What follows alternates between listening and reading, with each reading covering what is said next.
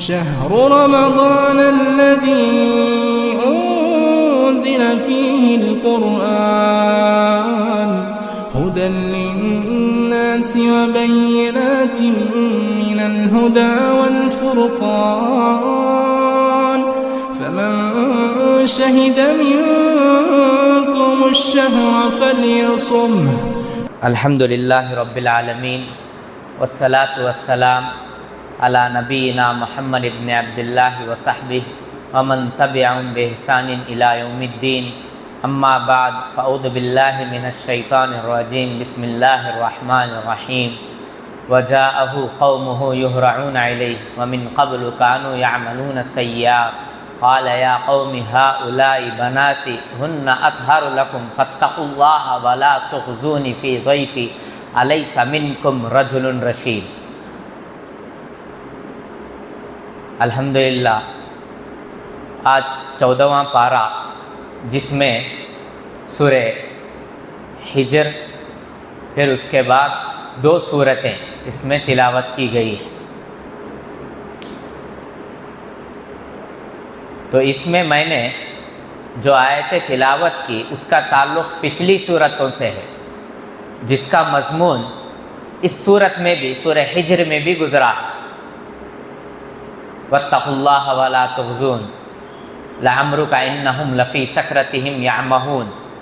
کہتے لوط علیہ السلام کی زندگی کہ جیسے ہی لوط علیہ السلام جو کہ ابراہیم علیہ السلام کے بھتیجے تھے نبی بنائے گئے تو اس کے بعد ان کے قوم میں ایک عجیب و غریب بیماری تھی. اتأتون الذکران من العالمین. وہ کیا کرتے تھے؟ عورتوں کو چھوڑ کر مردوں سے اپنی خواہشیں پوری کرتی تھی.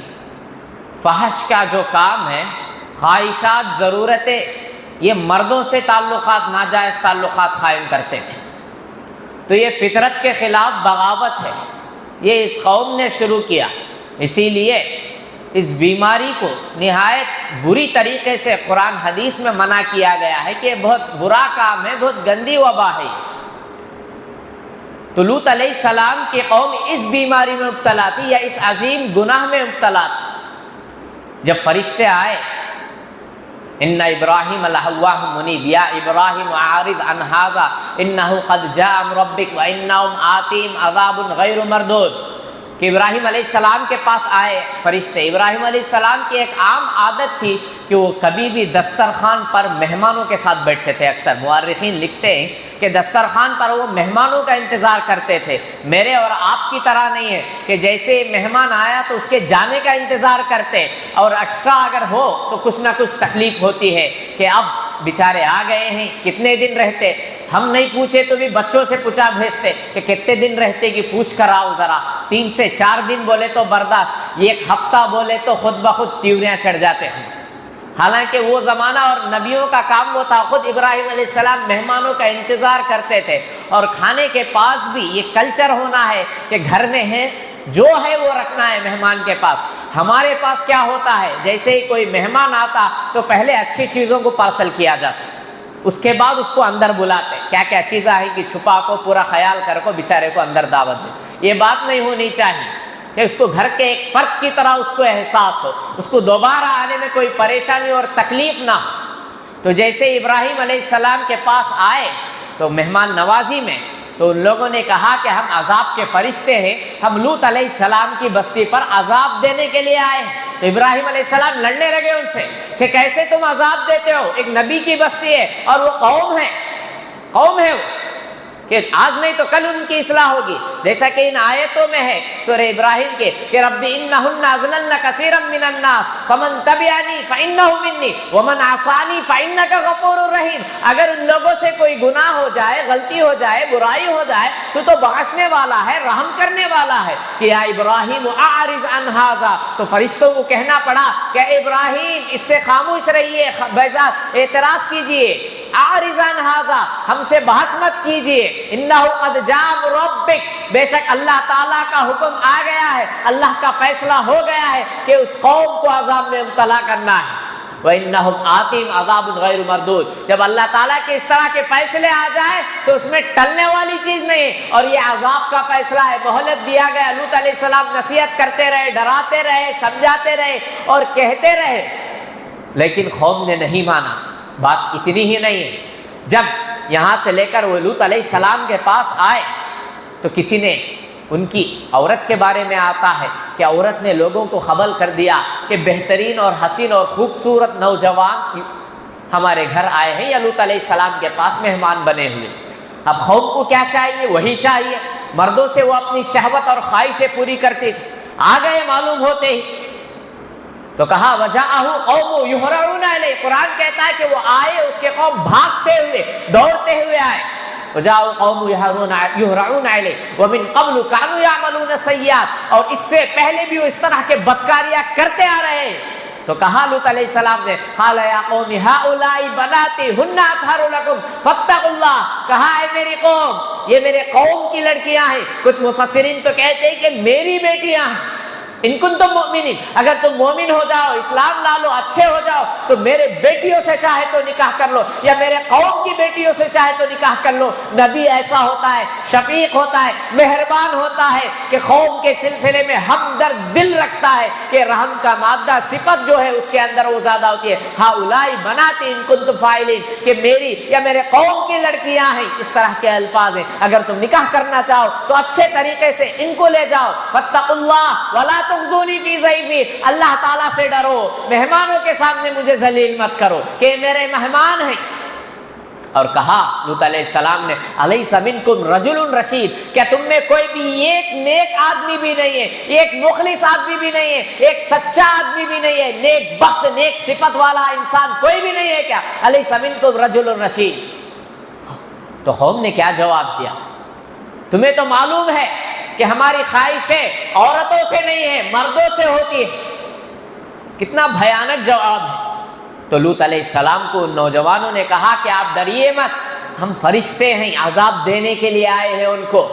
اب ان کی قوم عذاب کے لپیٹنے میں آنے والے ہیں، آپ مت ڈریے، آپ مت خوف کھائیے، کہ جیسے انتظار کیجئے۔ فَأَخَذَتْهُمُ الصَّيْحَةُ مُشْرِقِينَ فَجَعَلْنَا عَالِيَهَا سَافِلَهَا وَأَمْطَرْنَا عَلَيْهِمْ حِجَارَةً مِّن سِجِّيلٍ إِنَّ فِي ذَلِكَ لَآيَاتٍ لِّلْمُتَوَسِّمِينَ، کہ اتنا دردناک اور اتنا بھیانک عذاب اللہ تعالیٰ نے ان کو مبتلا کیا کہ رہتی دنیا تک کے لیے آج بھی ہے ڈیڈ سی، بحر مردار، تو کوئی بھی شخص اس پانی میں ڈوبتا نہیں، اندر نہیں جاتا اس پانی میں۔ اس پانی کی وہ خاصیت ہے اس دریا کی کہ کوئی بھی انسان اس میں جتنا بھی اندر جانا چاہے ڈوبتا نہیں۔ کیوں؟ کیونکہ عذاب کے آثار ہیں۔ کیوں؟ فطرت کے خلاف جو شخص بغاوت کرتا ہے، کہ فطرت میں اللہ نے رکھا ہے کہ نکاح ہو تو عورتوں سے، تعلقات قائم کیے جائے تو عورتوں سے، خواہشات پورے ہو تو اللہ نے جو جوڑا آپ کے لیے بنایا ہے اس کے ساتھ ہونا ہے۔ اگر میں اور آپ فطرت کے خلاف بغاوت کریں گے تو نتیجہ کے لیے آج تک بھی ہے وہ ڈیڈ سی، بحر مردار اس کو کہتے ہیں، کہ اللہ نے رکھا ہے عبرت کے طور پر۔ لوط علیہ السلام کی قوم کو جو عذاب میں مبتلا کیا کہ آسمان سے پتھروں کی بارش برسی ہے، فَأَمْطَرْنَا عَلَيْهِمْ حِجَارَةً مِّنَ السَّمَاءِ، کہ آسمان سے پتھروں کی بارش برسی اور زمین سے جو طوفان وغیرہ ہے، آج تک بھی عبرت کے لیے رکھا ہے کہ فطرت کے خلاف بغاوت یہ اللہ تعالیٰ کو پسند نہیں آتی۔ فطرت میں جو چیزیں ہیں ان چیزوں کو برابر اپنانا چاہیے۔ آج یہ دیکھا جاتا ہے کہ بابرکت مہینہ مجھ سے اور آپ سے گزر رہا ہے کہ اس میں نیکیاں کیسی ہونی ہے، لیکن اب بھی بہت سارے ایسے افراد ہیں جن کے لیے ابھی الم یعن للذین آمنوا ان تخشع قلوبهم فی ذکر اللہ، کہ ابھی وہ دن یا ایام یا حالتیں نہیں آئے کہ ان کے دل اللہ کے دل سے، اللہ کے خوف سے پگھل جائے اور اللہ کی خشیت سے ڈھل جائے، اللہ کی طرف رغبت ہو جائے۔ ایسا نہیں آیا کہ کئی ساروں کے بارے میں آتا ہے کہ رات بھر وہ موبائل میں، واٹس ایپ میں، سوشل میڈیا میں جاگ کر گزارتے ہیں، پھر جیسے 2 بجتے 3 بجتے جو کچھ کھانا میسر ہو کھا کر سو جاتے ہیں۔ نہ فجر نماز، کبھی ظہر نماز، عبادتیں، نیکیاں، یہ جو بابرکت مہینہ ہے کہاں سے ایسا روزہ ان کا قبول ہو سکتا ہے؟ کہ رات بھر سوشل میڈیا میں گزارو، رات بھر گناہوں میں گزارو، رات بھر بدکاریوں میں گزارو، یا رات بھر ادھر ادھر کی چیویگیوں میں، غفلتوں میں، ادھر ادھر کی گفتگو میں، ادھر ادھر کی میٹنگوں میں، پھر جب نیکیوں کا وقت ہے اس وقت میں نیکی نہ ہو۔ اور تحسرو کا جو سحر ہے وہ آخری وقت کو کہا جاتا ہے، یعنی فجر کی نماز کے جو اذان ہوتی ہے اس سے پہلے کا آدھا گھنٹہ، اس وقت میں سحری کرنے کی برکت ہے۔ ایسا نہیں کہ آپ جس وقت میں بھی آؤ کھا لو پی لو اور سو جاؤ، فجر نماز پڑھے تو پڑھے ورنہ وہ بھی نہیں، اور ڈائریکٹ کبھی کا اٹھو، تو ایسا نہیں ہوتا ہے۔ فطرت میں اللہ نے کہا وَجَعَلْنَا نَوْمَكُمْ سُبَاتًا، کہ نیند کو تمہارے لیے ایک آرام کا ذریعہ بنایا۔ ہاں چونکہ اس مہینے میں عبادتیں ہونی ہے، نیکیاں ہونا ہے، آخری عشرہ آنے والا ہے، تو کوشش میری اور آپ کی ہونی چاہیے نیکیوں کی۔ اگر نیکیاں نہ ہو سکے تو کم از کم گناہوں سے بچو، برائیوں سے تو بچو، اور اس طرح سوشل میڈیا کے غلط استعمالات سے بچو کہ اس میں وقت کا ضیاع ہے، اچھے وقت کا ضیاع، نیکیوں کا ضیاع۔ اور اس بابرکت مہینے میں جہاں نیکیاں آسان ہے اس میں ایسی غفلت کی بہتر بات نہیں ہے۔ تو اس کے لیے قانون اور فطرت کے خلاف بغاوت پر اللہ تعالیٰ ہرگز نہیں چھوڑتا ہے۔ جیسا کہ لوط علیہ السلام نے ہمدردی سے سمجھایا، ڈرایا، دھمکایا، ہر چیز اپنا لی، لیکن قوم اڑی رہی۔ اور اتنا ہی نہیں، اپنے قوم کی لڑکیوں تک کو نکاح کے لیے پیش کیا، لیکن جو لوگ عذاب لے کر آئے تھے ان کے ساتھ برائی کرنا چاہا تو اللہ تعالیٰ نے ایسی عبرت انگیز سزا دی کہ رہتی دنیا تک کے لیے وہ عبرت کا سامان ہے، کہ کوئی بھی اس سے عبرت اٹھا سکتا ہے کہ میں اور آپ فطرت کے خلاف جس چیز میں وہ بغاوت کریں گے تو اللہ کا عذاب بہت سخت ہے۔ اسی طرح سورۃ ابراہیم، اس میں اللہ تعالیٰ نے کہ مستقل ابراہیم علیہ السلام کی شخصیت کو نکھار کر بیان کیا کہ کیسے ابراہیم علیہ السلام کی آزمائشیں تھے، قربانیاں کیسے تھی، اور قربانیوں کے بعد ابراہیم علیہ السلام کی دعائیں کیسے تھی۔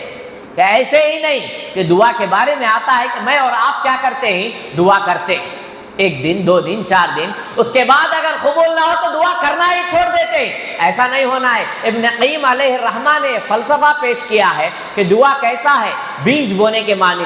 بیج بونے کے بعد آپ کیا کرتے ہو، ایسے ہی بھول جاتے ہو؟ نہیں، پانی دیتے ہو، پھر جیسے ہی درخت بڑا ہوتا ہے تو پھر اس کی حفاظت کے لیے کانٹے وغیرہ رکھتے ہو تاکہ کوئی بیل بکری گائے وغیرہ آ کر نہ کھا لے، پھر جیسے ہی درخت بڑا ہوتا ہے تو پانی برابر دیتے جاتے ہو، یہاں تک کہ جب وہ پھل دینے کے لائق ہوتا ہے تو پھر پھل ملتے ہیں۔ میری اور آپ کی مثال ویسی ہی ہونی ہے دعاؤں میں کہ دعائیں کثرت سے ہوتی جانی ہے۔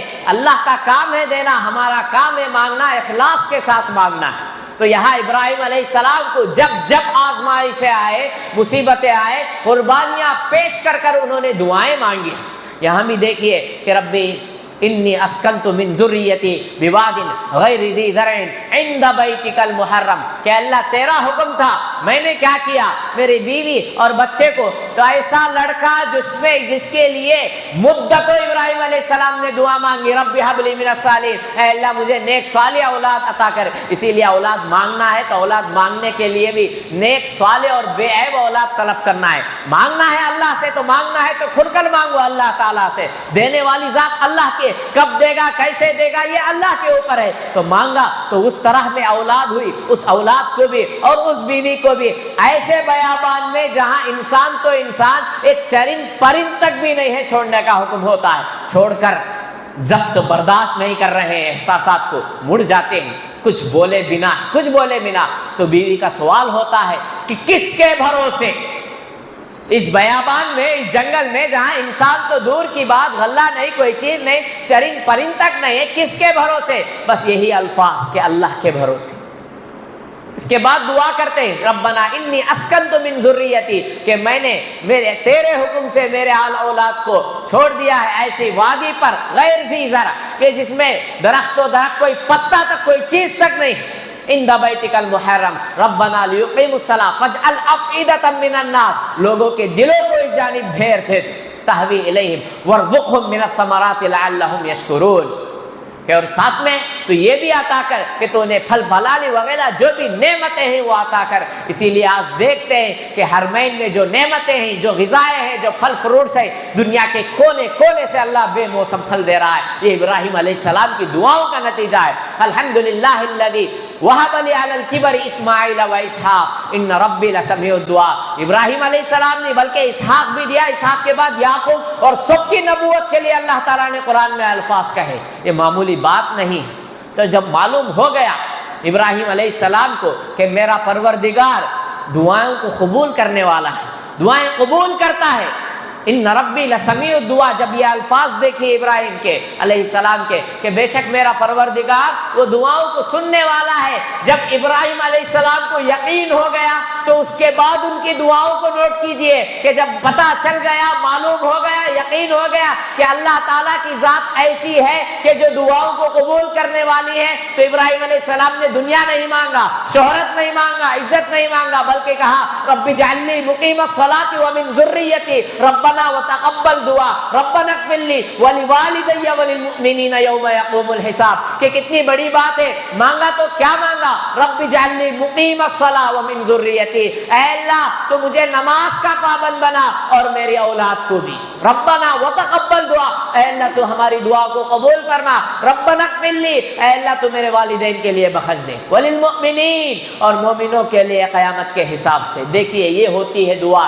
یہ ہوتی ہے انبیانہ طریقہ، شریفانہ طریقہ کہ مانگا تو نماز کی اقامت کے لیے مانگا، صرف اپنے لیے نہیں مانگا، اپنی اولاد نسلوں کے لیے مانگا، ومن ذریتی، ابراہیم علیہ السلام کی دعا کہ آزمائشوں سے گزرنے کے بعد، امتحان میں کامیاب ہونے کے بعد جو طلب کیا تو اس میں بھی کس کے لیے، اللہ ہی کی عبادت کو طلب کیا ہے۔ کہ ایک معمولی بچہ جب ایگزام میں سکسیس یا کامیاب ہوتا ہے تو والدین سے جو مانگتا ہے والدین دینے کے لیے تیار ہوتے ہیں، جو خواہش ہو پوری کرنے کے لیے تیار ہوتے ہیں، جو آرزو ہے اس کو دلانے کے لیے تیار ہوتا ہے۔ تو وہ ذات جو ساروں کا خالق ہے، رب العالمین ہے، اگر اس کے امتحان میں کامیابی کے بعد طلب کرتے ہو تو سمجھو اس ذات کو جو کیا دے سکتی ہے، کیا دیتی ہے، کن فیکن کے ذریعے وہ دنیا قائم کر سکتا ہے، تو میری اور آپ کی کیا حیثیت ہے اور کیا کچھ ہمارے لیے ہو سکتا ہے۔ تو اس لیے مانگنا ہے تو مانگنے کے طریقے سے مانگنا اور مانگتے رہنا، ہماری اور آپ کی ذمہ داری مانگنے کی ہے۔ اللہ تعالیٰ کا کام ہے کہ وہ قبول کرنا دینا ہے، نہیں دیا تو وہاں آخرت میں ہمارے لیے بے شمار ذخائر اللہ کے پاس پوشیدے ہیں۔ اسی طرح اس میں انا نحن نزلنا الذکر وانا لہ لحافظون، یہ آیت بھی ہے کہ بے شک ہم نے ہی قرآن کو نازل کیا ہے، ہم ہی اس کے محافظ ہیں۔ یہ آیت ایک طرف خوشخبری کا پیغام ہے کہ حفاظت کی ذمہ داری اللہ نے لے رکھی ہے، تو دوسری طرف میرے اور آپ کے لیے عبرت کا سامان ہے کہ اگر ہمیں یا مجھے اور آپ کو اگر کچھ بننا ہے، جنت حاصل کرنا ہے، نیکیوں میں آگے بڑھنا ہے، تو میرا اور آپ کا رشتہ قرآن سے مضبوط ہونا ہے۔ قرآن کو ہماری ضرورت نہیں ہے، ہمیں قرآن کی ضرورت ہے۔ قرآن غالب آ کر بھی رہے گا کیسے بھی ہو، اللہ تعالیٰ کا وعدہ ہے، حفاظت کا ذمہ اس نے لیا ہے، تو جیسے پہنچانا ویسے پہنچائے گا وہ۔ اگر مجھے اور آپ کو حاصل کرنا ہے اللہ کی قربت اور جنت، تو میرا اور آپ کا رشتہ قرآن سے مضبوط رہنا ہے۔ اور اسی طرح فَإِذَا قَرَأْتَ الْقُرْآنَ فَاسْتَعِذْ بِاللَّهِ مِنَ الشَّيْطَانِ الرَّجِيمِ، کہ جب کبھی تم قرآن پڑھو تو شروعات اعوذ باللہ سے ہونی چاہیے۔ کیوں؟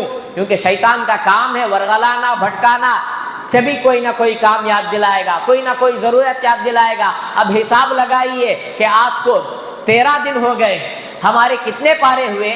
میں پوچھ رہا ہوں کہ کتنے دور ہوئے نہیں، کتنے پارے ہوئے؟ کیا کسی نے 10 پارے پڑھے، 15 پارے پڑھے، 20 پارے پڑھے؟ حالانکہ اسلاف کے بارے میں آتا ہے، امام شافعی رحمہ اللہ اور بھی کئی سارے کہ ان کے دورے ہوا کرتے تھے قرآن، کبھی 2 دن میں، 3 دن میں، اور صحابیات کے بارے میں بھی وہ بھی دورے کیا کرتے تھے قرآن میں۔ میں اور آپ دورے تو دور کی بات، ایک دور میں مکمل ہونا مشکل ہے۔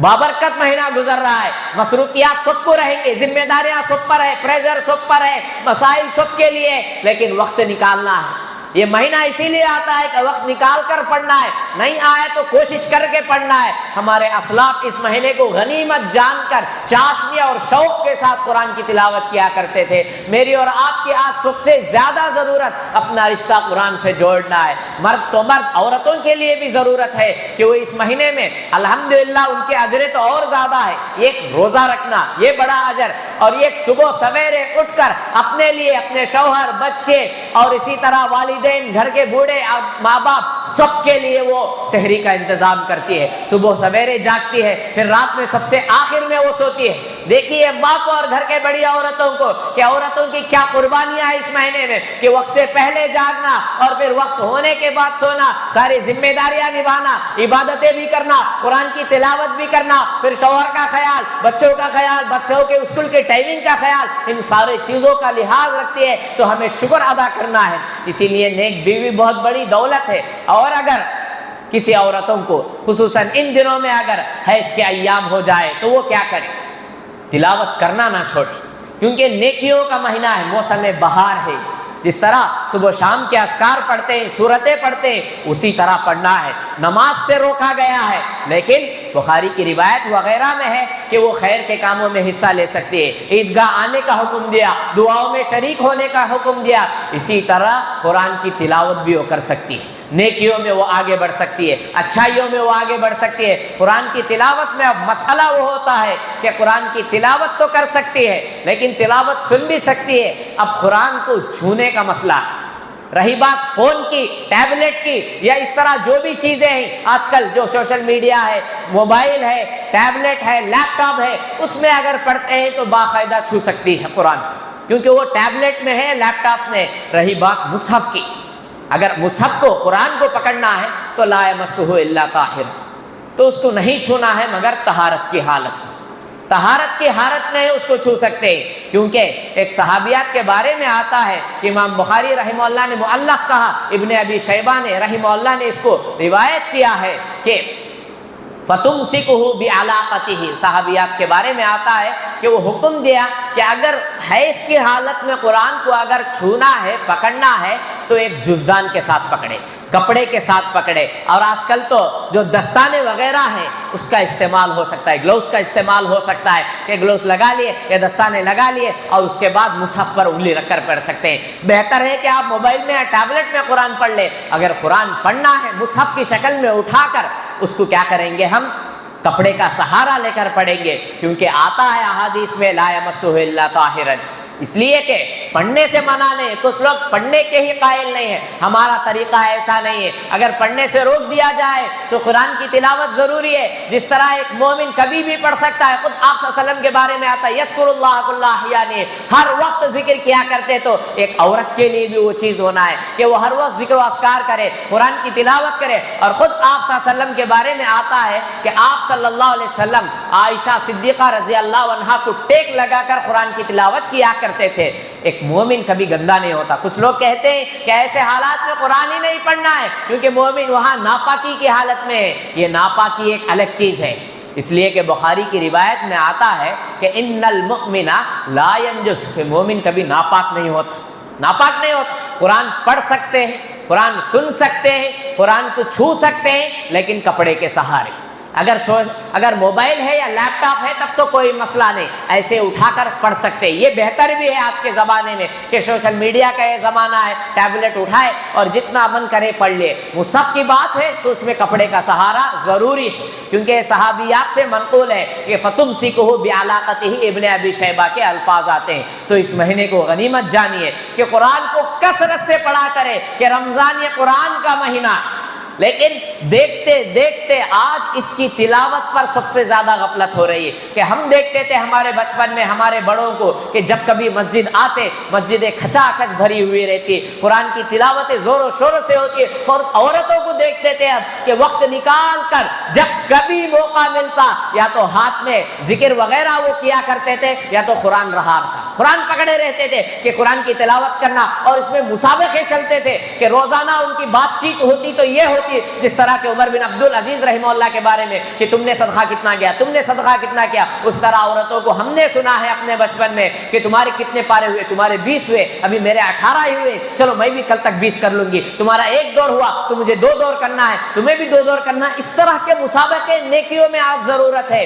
مصروفیات رہیں گے، ذمہ داریاں سب کو ہیں، لیکن وقت نکالنا ہے۔ ہو سکتا ہے کہ اگلے رمضان تک میں نہ رہوں، آپ نہ رہے، پتہ نہیں کس کی موت کا وقت کب لکھا ہے۔ موقع کو غنیمت جانیے، یہ ایام ہمارے لیے برکت کے، رحمت کے، ان ایام میں عبادتوں کے ذریعے، نیکیوں کے ذریعے، اچھائیوں کے ذریعے اپنے آپ کو اللہ سے قریب کرے۔